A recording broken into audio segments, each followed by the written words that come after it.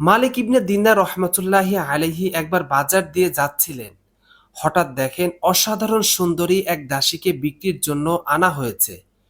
তখনকার সময়ে বাজারে স্বাভাবিক দাস দাসী বেচাকেনা হতো। বিত্তশালীরা দাস দাসী ক্রয় করত। তখনকার সময়ে দাস দাসীদের কারো কারো মূল্য 1,00,000 দিরহামও হতো। মালিক ইবনে দিনার রহমতুল্লাহি আলাইহি সেই দাসীর মালিকের সামনে গিয়ে সরাসরি দাসীকে বললেন, আমি তোমাকে কিনে নিতে চাই। এ কথা শুনে সেখানে উপস্থিত সবাই ও দাসী হেসে ফেলল।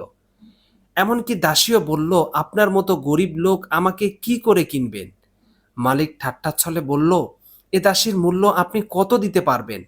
মালিক ইবনে দিনার রহমতুল্লাহ আলিহি বললেন, কত দাম দেব? আমি খুব সস্তায় কিনতে চাই। দাসীর মালিক বলল, বলুন কত দাম দেবেন? মালিক ইবনে দিনার রহমতুল্লাহি আলাইহি বললেন, আমার কাছে এ দাসীর মূল্য হচ্ছে খেজুরের চুষে খাওয়া 2টি দানা। এ উত্তর শুনে দাসীর মালিক ও উপস্থিত সবাই উচ্চ স্বরে হেসে উঠল। দাসীর মালিক বলল, এটা কি কোনো দাম হলো? মালিক ইবনে দিনার রহমতুল্লাহ আলাইহি বললেন, এ দাসীর মধ্যে অনেকগুলি ত্রুটি রয়েছে। যদি এই দাসীর সুগন্ধি না মাখে তাহলে ঘামের গন্ধ তার শরীর দুর্গন্ধ হয়ে যায়। প্রতিদিন যদি দাঁত পরিষ্কার না করে তাহলে তার কাছে বসা যায় না। প্রতিদিন যদি মাথা না আশ্রায় তাহলে তার মাথার উকুন অন্যের মাথায় যাওয়ার সম্ভাবনা থাকে। কয়েক বছর পর সে বৃদ্ধ হবে। তখন সে একদম অকেজো হয়ে যাবে।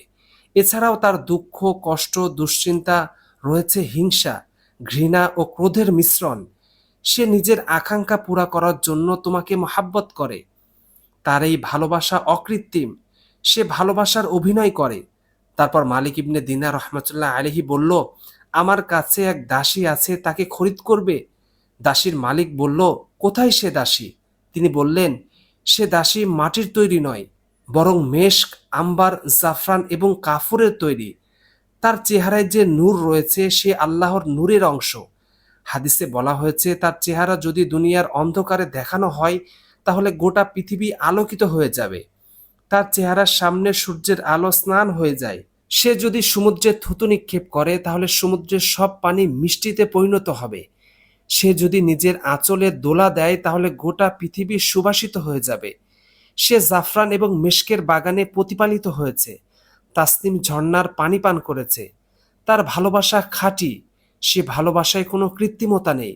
সে একান্ত অনুগত, এমনকি অনুগত্যের কোনো ফাঁকি নেই।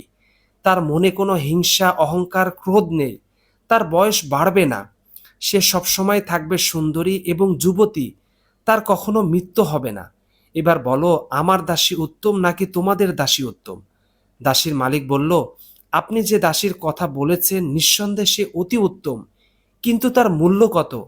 তিনি বললেন, তার মূল্য বেশি নয়। তাকে পেতে হলে কেবল আল্লাহকে সন্তুষ্ট করতে হবে। এ কথার পর দাসীর মালিকের অন্তর পরিবর্তন আসলো। সে দাসীকে বলল, শুনলে উনি কি বলেছেন? যাও, তোমাকে আল্লাহর নামে আজাদ করে দিলাম। তুমি ছাড়া যত দাস দাসী রয়েছে আমি সবাইকে আজাদ করে দিলাম। আমার সমুদয় ধন সম্পদ গরিব দুঃখীদের মধ্যে বিতরণ করে দিব। দাসীর মালিক দামি দামি পোশাক দান করে ঘরের দরজা জানালার পর্দা দিয়ে নিজের জামা তৈরি করলো। দরিদ্রতার জীবনকে বেছে নিল। এই ধরনের ঘটনাবলী বুজুর্গানে দিনের দ্বারা অনেক বেশি পরিমাণে ঘটিয়া থাকে। জোশের সহিত কোনো কথা তাদের জবান হতে বাহির হইয়া যায়, আল্লাহ এইভাবেই উহাকে পূরণ করিয়া দেয়। দাসীর সে মালিক আল্লাহকে সন্তুষ্ট করার কাজে বেরিয়ে পড়লেন। মালিক ইবনে দিনার রহমতুল্লাহি আলাইহি দাসীর সাথে সে মালিকের বিয়ে দিলেন। এরপর দুইজন ইবাদত বন্দিগি করার দ্বারা আল্লাহর অলিতে পরিণত হলো। আল্লাহ তাআলা আমাদেরকেও দুনিয়ার মহাব্বত দূর করে আখরাতের মহাব্বত ও ইবাদত করার সক্ষমতা দান করুন। আমিন।